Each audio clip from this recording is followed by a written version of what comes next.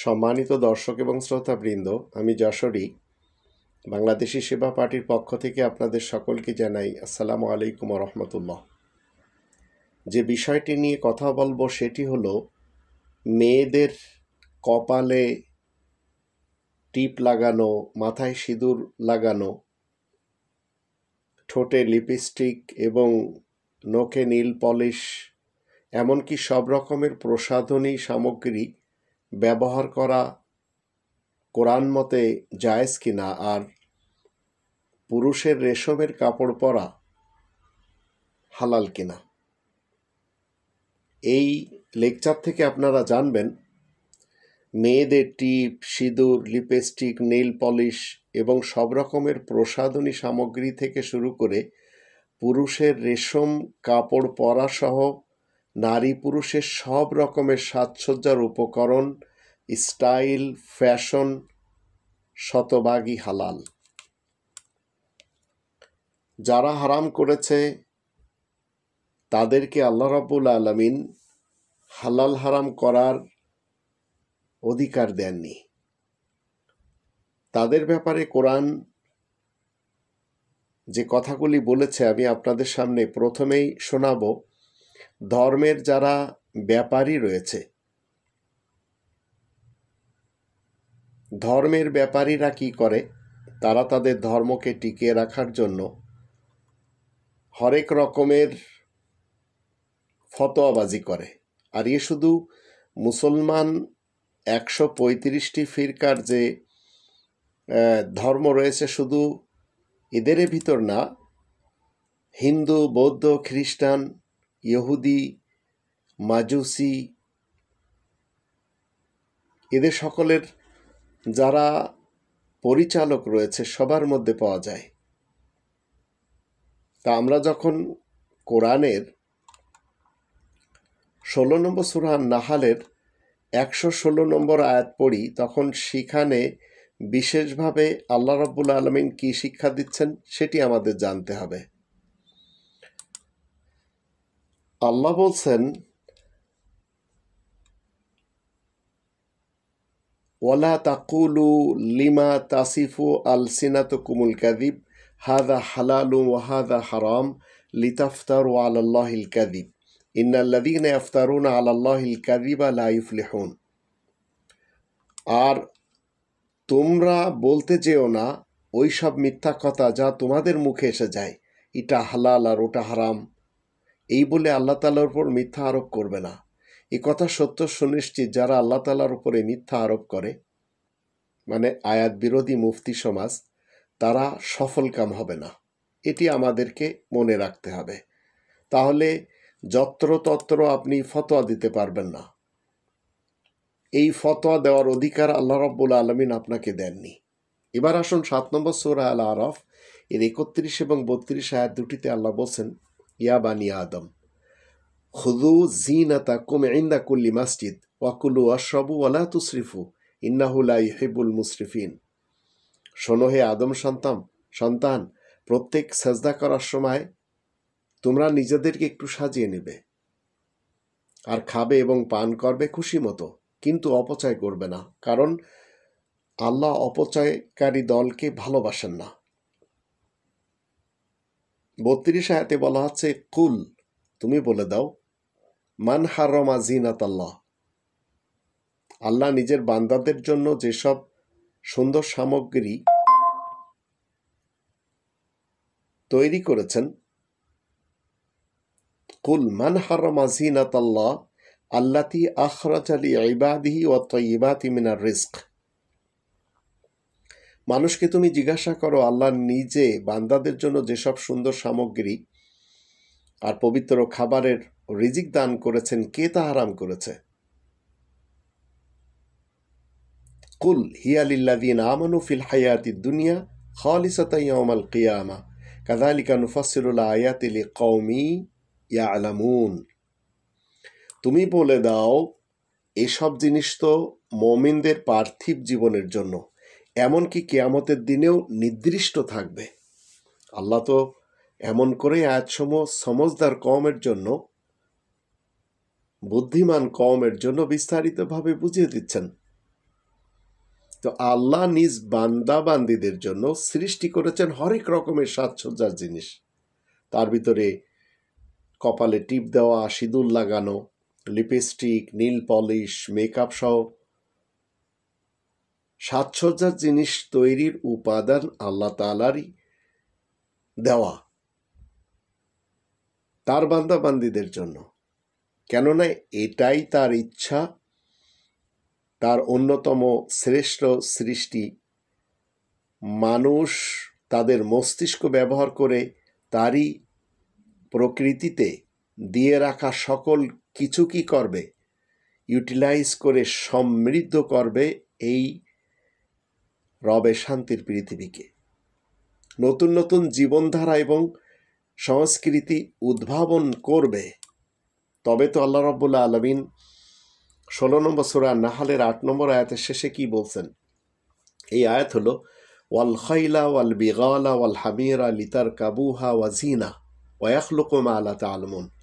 আল্লাহ ঘোড়া সৃষ্টি করেছেন, খচ্চর সৃষ্টি করেছেন, গাধা সৃষ্টি করেছেন যাতে তোমরা সওয়ার হতে পারো, আর যা তোমাদের জন্য শান শৌকাত, জিনা, সাজসজ্জা। আল্লাহ আরও কত কিছু, মানে যাবতীয় বিজ্ঞান এবং প্রযুক্তি নিত্য নতুন সৃষ্টি করে থাকেন যা তোমরা মোটেই জানো না। তবে তো আল্লাহ রাব্বুল আলামিন জিজ্ঞেস করছেন, কুল মান হারামা জিনাতাল্লাহ, সাজসজ্জার জিনিস হারাম করেছে কে? এর উত্তর যদি আপনি আমি দিতে যাই তাহলে সমাজের মুফতি সমাজ, ধর্মের ঠিকাদাররা, সকল ধর্মের 4300 ধর্ম রয়েছে এই মুহূর্তে, তারও কিছু বেশি।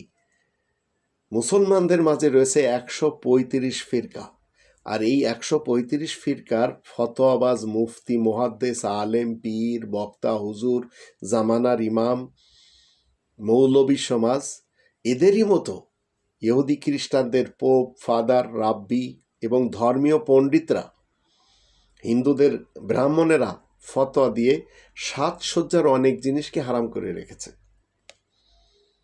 তাই আল্লাহ রাব্বুল আলামিন এদের সকলকে প্রশ্ন করতে বলেছেন, কুল মান হারামা জিনাতাল্লাহ, তুমি বলে দাও এসব কে হারাম করেছে। আর এই হালাল হারাম করার জন্য মানুষকে পড়তে হয়। ধর্মের খোয়ার মাদ্রাসাতে আমিও পড়েছি।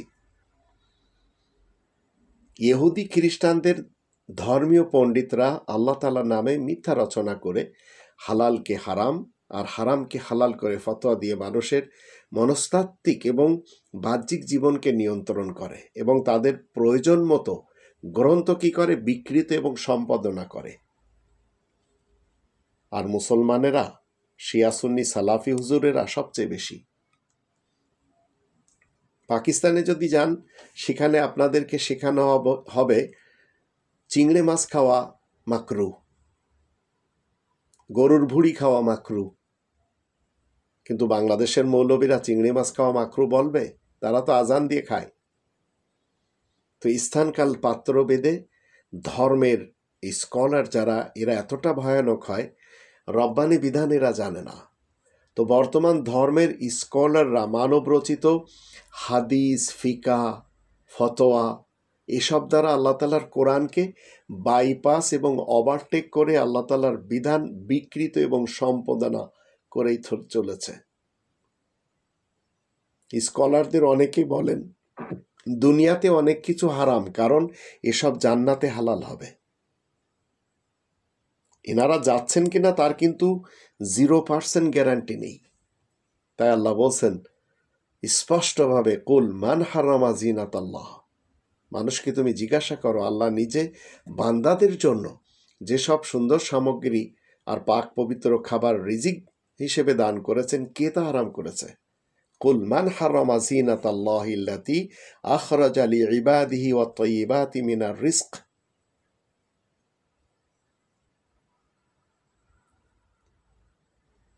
পুরুষদের জন্য ব্যবহার করতে দেয় না রেশমের কাপড় এই হুজুর সমাজ, অথচ কোরআনে স্পষ্টভাবে 22 নম্বর সূরা আল হজ 23 নম্বর আয়াতে আল্লাহ কি বলছেন? ইন্নাল্লাহা ইউদখিলুল্লাযীনা আমানু ওয়া আমিলুস সালিহাত জান্নাতিন তাজরি মিন তাহতিহাল আনহার ইউহাল্লাউনা ফিহা মিন আসাউরা মিন যাহাবিন ওয়া লুলুয়া ওয়া লিবাসুহুম ফিহা হারির। নিশ্চয় যারা ঈমান এনে সংশোধনের কাজ করে চলে, আল্লাহ তাদেরকে জান্নাতে দাখিল করবেন, যার নিচের ভাগে নহর দ্বারা বয়ে যাচ্ছে, সেখানে তাদের জন্য স্বর্ণ এবং মুক্তার বলয় দ্বারা অলঙ্কৃত করা হবে, আর তাদের পোশাক পরিচ্ছদ থাকবে রেশমের। তো দুনিয়াতে আপনি আমি যদি জান্নাতি জীবন চাই, তাহলে পুরুষেরা স্বর্ণ পরবে, রেশমের কাপড় পরবে, কেউ বাধা দিতে পারবে না। 16 নম্বর সূরা নাহালের 97 আয়াত মতে আল্লাহ বলছেন, মান আমিলা সালিহাম মিন যাকারিন আও উনসা ওয়া হুয়া মুমিন ফালানুহইয়ান্নাহু হায়াতান তাইয়্যিবা ওয়া লানাজজিয়ান্নাহুম আজরাহুম বিআহসানি মা কানু ইয়ামালুন। যে ব্যক্তি, নারী কিংবা পুরুষ, ঈমান আনার পরে সংশোধনের কাজ করবে, তাকে আল্লাহ সুন্দর জীবন দিয়ে বাঁচিয়ে রাখবেন, স্বাচ্ছন্দ্য জীবন দিবেন, এই পৃথিবীতে স্বর্গীয় জীবন দিবেন। আর যেসব স্বর্গীয় আমল সে করে চলেছে, এর কারণে পরকালে তাকে স্বর্গ দেওয়া হবে। আর এটিকে কেন্দ্র করে বিশেষ একজন বাঙালি কি বলেছেন, কোথায় স্বর্গ কোথায় নরক কে বলে তা বহুদূর, মানুষের মাঝে স্বর্গ নরক মানুষেতে সুরাসুর। তা এখন কোনো মৌলবী, আলেম, উলামা, মুফতি, মুহাদ্দিস, স্কলার, এমনকি নবী রাসূলও ব্যাখ্যা করার অধিকার রাখেন না। কেননা আল্লাহ বলছেন, স্বয়ং আল্লাহ নিজে বিস্তারিতভাবে বর্ণনা করেছেন। এই আয়াত দ্বারা আল্লাহ সাজসজ্জার বিধান কি করেছেন, সিল মেরে দিয়েছেন মোহাম্মদুর রসুলুল্লাহ ওয়া খাতামান নাবিয়িন দ্বারা। কারণ মোহাম্মদুর রসুলুল্লাহ খাতামান নাবিয়িন হয়ে সত্যায়িত করে দিয়েছেন। এরপরও যদি কোনো মানুষ ফতোয়া দেয় এবং কেউ ফতোয়া মেনে নেয় আল্লাহ তাআলার বিধান রূপে, তবে অবশ্যই সে আল্লাহ তাআলার বিধানের শত্রু হবে, আল্লাহ তাআলার বিধান বরখিলাপ করার শাস্তিও পাবে। 18 নম্বর সূরা আল কাহফের 7 নম্বর আয়াতে আল্লাহ বলে দিয়েছেন, ইন্না জাআলনা মা আলাল আরদি জিনাতাল লাহা লিনাবলুয়াহুম আইয়ুহুম আহসানু আমালা। দুনিয়ার বুকে আমি যা তৈরি করেছি তা যে সাজসজ্জার জন্য, যেন মানুষকে আমি পরীক্ষা করতে পারি তাদের মধ্যে কে উত্তম কাজ করে। বেশি উত্তম কাজ কে করবে সেটি আল্লাহ জানতে চান। আর 3 নম্বর সূরা আলে ইমরানের 14 নম্বর আয়াত মতে একজন পুরুষ, তার যদি টাকা পয়সা থাকে স্বর্ণ পরবে। যুয়্যিনা লিন্নাসি হুব্বু শাহাওয়াতি মিনান নিসাই ওয়াল বানিনা ওয়াল কানাতিরিল মুকানতারাতি মিনাল যাহাবি ওয়াল ফিদ্দাতি ওয়াল খাইলিল মুসাওয়ামাতি ওয়াল আনআমি ওয়াল হারথ যালিকা মাতাউল হায়াতিদ দুনিয়া ওয়াল্লাহু ইনদাহু হুসনুল মাআব। প্রত্যেকটি মানুষের জন্য সাজসজ্জা ভালোবাসার আসক্তি হিসেবে তৈরি করা হয়েছে নারীদের থেকে। নারীদের কত মূল্য আল্লাহ দিয়েছেন, আবার সন্তানদের থেকে, আবার স্বর্ণরূপার স্তূপ থেকে, চিহ্নিত যানবাহন থেকে, পোষা জানোয়ার এবং ক্ষেত খামার থেকে, এসব পার্থিব জীবনের ভোগ্য বস্তু, কিন্তু শুভ পরিণাম রয়েছে একমাত্র আল্লাহ তাআলার কাছে।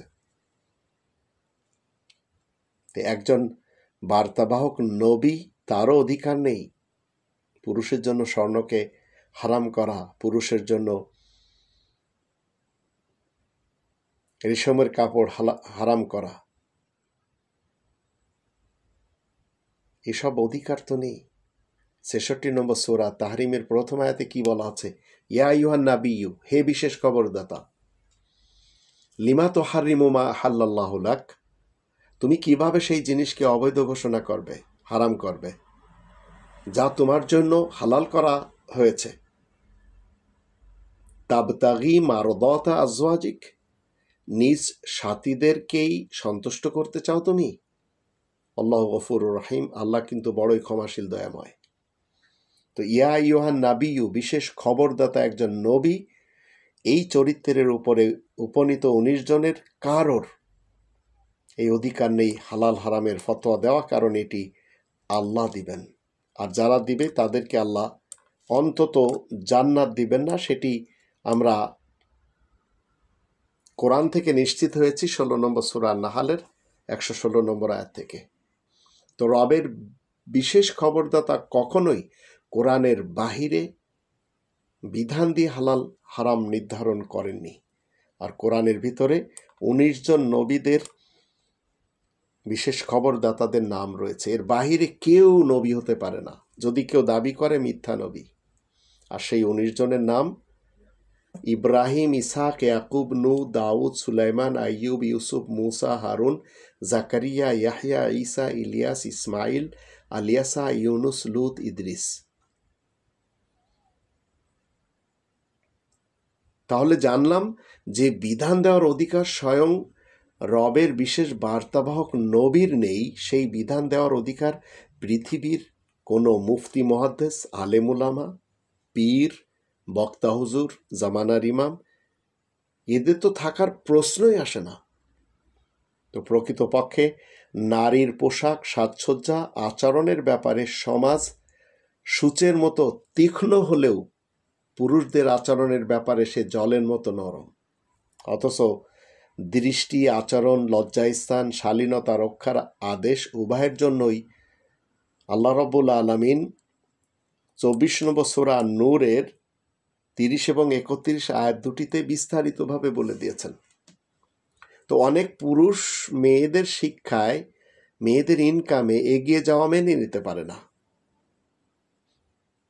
বোরকা ছাড়া যে কোনো শালীন পোশাককে তারা ন্যাংটা এবং হারাম হওয়ার কারণ মনে করে।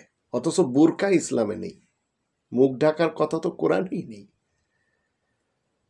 তো আমাদের দেশে 150 জন প্লাস উলামায়ে কুফার রয়েছে। এই হুজুররা এমন মেয়েদের তারা ট্যাগ দেয় কি বেহায়া, নির্লজ্জ নারী।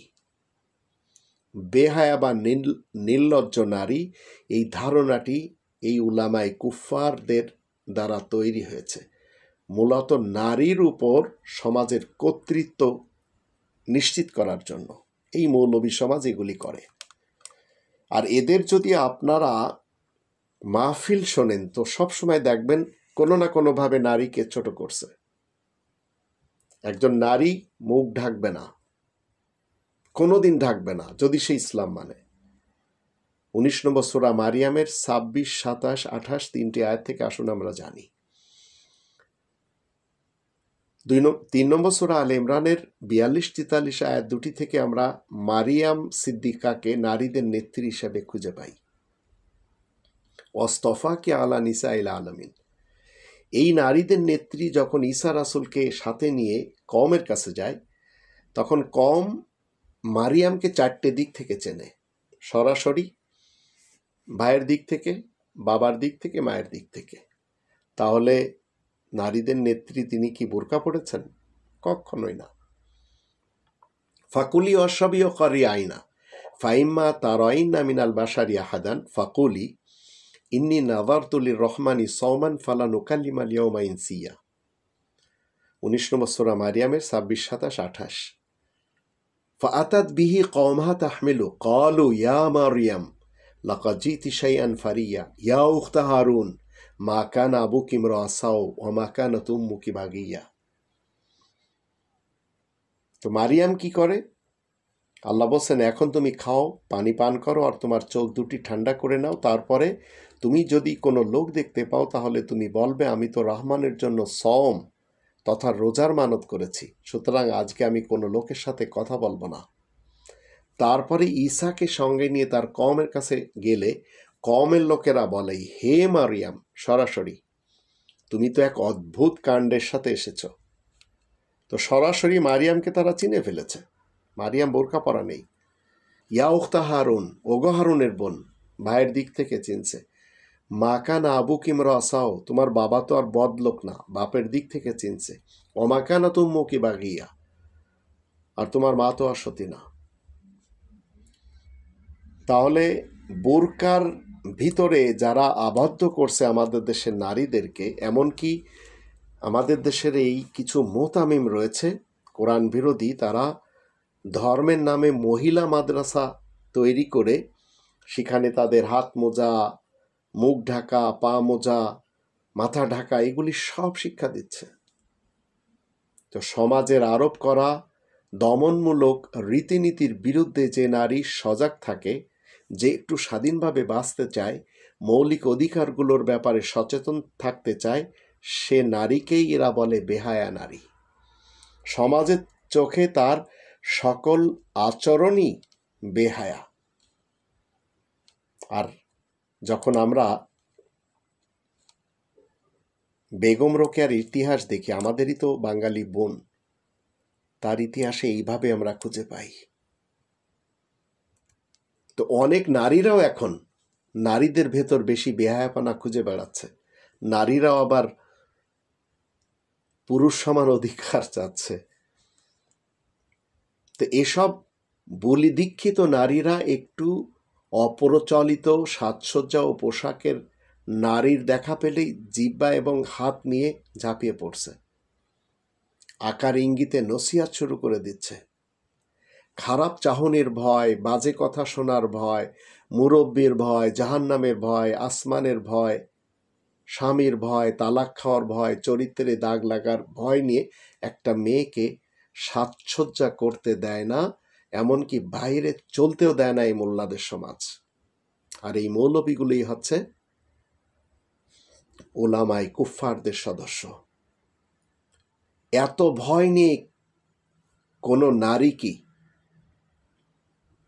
স্বাধীনভাবে চলাফেরা করতে পারবে? সালাফি সমাজের একজন মুরতাদ আব্দুর রাজ্জাক বিন ইউসুফ হুজুর কি বলেছেন? সে প্রমাণ করে দিয়েছে তার কথায় যে সে একজন বিশ্বহারামী। কিভাবে? বাংলাদেশের মুরতাদ আব্দুর রাজ্জাক বিন ইউসুফ সে তার মা বোনদের এবং স্ত্রী মেয়েদের নিয়ে যে কথাগুলি বলেছেন সেগুলি আপনারা বিভিন্নভাবে শুনেছেন তার মুখ থেকেই। তিনি বলেছেন নারীর জন্ম হয়েছে কলঙ্ক নিয়ে, নারীর কোনো আত্মা নেই, নারীর জন্ম হয়েছে সেবার জন্য। স্বামী স্ত্রীকে বিক্রি করতে পারে, স্ত্রী হচ্ছে বাড়ির জিনিসপত্রের মতো, স্ত্রীকে নির্যাতন করা যাবে। এটাই মূলত বাংলাদেশের সালাফি মুসলমানদের মতবাদ, তাদের মা বোন স্ত্রী কন্যাদের নিয়ে। প্রত্যেকটি সালাফির এই মতবাদ, তাই তারা কেউ প্রোটেস্ট করে না এই মুরতাদ আব্দুর রাজ্জাক বিন ইউসুফের ব্যাপারে। তাদের এই সালাফি মুসলমান ধর্ম কোনোভাবেও আল্লাহ তাআলার শান্তির পৃথিবীতে মানবিক এবং শান্তির কোনো কিছু বয়েও আনবে না।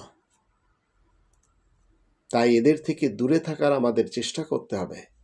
আব্দুর রাজ্জাক বিন ইউসুফ সে যে রবের ইসলামের একজন মহাসত্যরূপ, তাই রবের মুমিন মুসলিম হলে তাকেও সালাফি তামাম শায়েখদেরকে আপনাকে কি করতে হবে? বয়কট করতে হবে। আর যে সমস্ত হুজুরের আবু তহা আদনান বলেন, মুফতি আমির হামজা বলেন, শায়েখ আহমদুল্লাহ বলেন, কাজী ইব্রাহিম বলেন, অথবা মিজানুর রহমান আজহারি কিংবা ডক্টর ইনায়েতুল্লাহ আব্বাসী অথবা তাহিরি, এরা সবাই নারীদেরকে মুখ ঢাকায় ট্যান্ড করে রেখে দেওয়ার পক্ষে। কোরআন তো কখনো মুখ ঢাকার কথা বলেনি, বোরকা পরার কথা বলেনি। বোরকা যখন আপনি একটি নারীকে পরিয়ে দিবেন, এটি এডিশনাল একটি পোশাক। 17 নম্বর সূরা বানী ইসরায়েলের 26-27 আয়াত দুটির দৃষ্টিতে শয়তানের ভাই বোনেরা এই কাজ করে, কারণ এটি অপচয়ের খাতে চলে যায়। আবার যারা টুপি পরে, পাগড়ি পরে, আলখিল্লা পরে, রুমাল পরে, এরা সবাই এডিশনাল পোশাক পরার কারণে শয়তানের ভাই বোন হয়ে ঘুরে বেড়াচ্ছে। তো এরাই তো ফতোয়া দিবে যে নারীরা কপালে টিপ লাগাতে পারবে না, সিঁদুর লাগাতে পারবে না, তারা প্রসাধনী ব্যবহার করতে পারবে না। অথচ কোরআন আমাদেরকে নারী পুরুষ যে সমান অধিকারের অধিকারী সেটি এভাবে নিশ্চিত করেছে। 33 নম্বর সূরা আল আহজাবের 35 নম্বর আয়াতে বলা আছে, ইন্নাল মুসলিমিনা ওয়াল মুসলিমাত ওয়াল মুমিনিনা ওয়াল মুমিনাত ওয়াল কানিতিনা ওয়াল কানিতাত ওয়াস সাদিকিনা ওয়াস সাদিকাত ওয়াস সাবিরিনা ওয়াস সাবিরাত ওয়াল খাশিঈনা ওয়াল খাশিয়াত ওয়াল মুতাসাদ্দিকিনা ওয়াল মুতাসাদ্দিকাত ওয়াস সাইমিনা ওয়াস সাইমাত ওয়াল হাফিযিনা ফুরুজাহুম ওয়াল হাফিযাত ওয়াযাকিরিন আল্লাহ কাসীরা ওয়াযাকিরাত আ'আদ্দাল্লাহু লাহুম মাগফিরাতাও ওয়া আজরান আযীমা। নিশ্চয় মুসলিম পুরুষ ও নারী, মুমিন পুরুষ ও নারী, বিনীত পুরুষ ও নারী, সত্যসাধক পুরুষ ও নারী, ধৈর্যশীল পুরুষ ও নারী, যত্নশীল পুরুষ এবং নারী, দান খয়রাতকারী পুরুষ এবং নারী, সিয়াম পালনকারী পুরুষ ও নারী, নিজেদের গোপন অঙ্গের হেফাজতকারী পুরুষ ও নারী, আর আল্লাহ তাআলাকে বেশি পরিমাণ স্মরণকারী পুরুষ ও নারী, আল্লাহ এদের সকলের জন্য মাগফিরাত তথা ক্ষমা এবং বিপুল পারিশ্রমিক তৈরি করে রেখেছেন। তো কোথাও নারীদেরকে আল্লাহ ছোট করেছেন?